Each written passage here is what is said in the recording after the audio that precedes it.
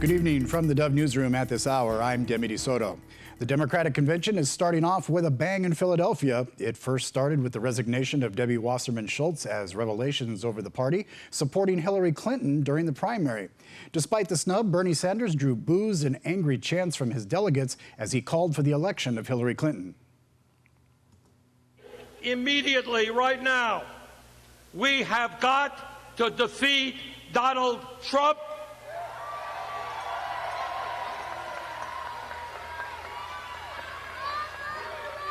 And we have got to elect Hillary Clinton and Tim Kaine. Sanders says his supporters need to be pragmatic and not allow Donald Trump to become president, labeling Trump as a bully and a demagogue.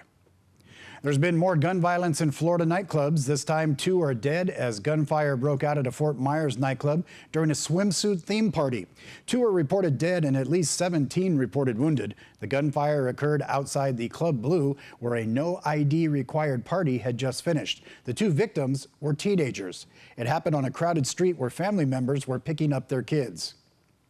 So when I first came back, I just saw everybody running, and I heard the gunshots from Winkler when I was turning on Evans from Winkler, and I saw everybody running, and you know, I kind of figured it was gunshots.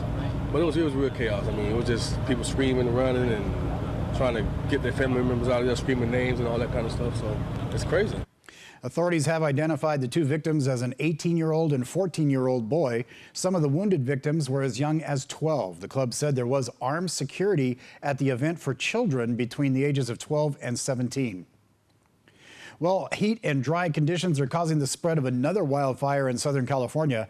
Thousands of Southern California residents near the edge of the Santa Clarita and Angeles National Forests remain evacuated as 2 separate fires have joined forces. At least 18 homes have been destroyed in the North Los Angeles County area as fire in rugged terrain makes it very tough for responders to the blaze, which is now nearing 45 square miles. Conditions are dry. In these conditions, it makes it very difficult for our firefighters to suppress these fires. Some Sand Canyon residents are being allowed back into their homes, and for some of them, what's left of them. That, combined with years of drought, excessive heat, and low humidity, was the perfect recipe for disaster. All right, let's take a look at the regional weather forecast as we head into our week. First of all, for Northern California, as we start off, we'll see 2 century marks, 100 on Tuesday, 100 on Wednesday. Going to be hot there, too. As we look at the Klamath Basin, getting up into the low to mid 90s, 91 and 94 with 55 temperature overnight.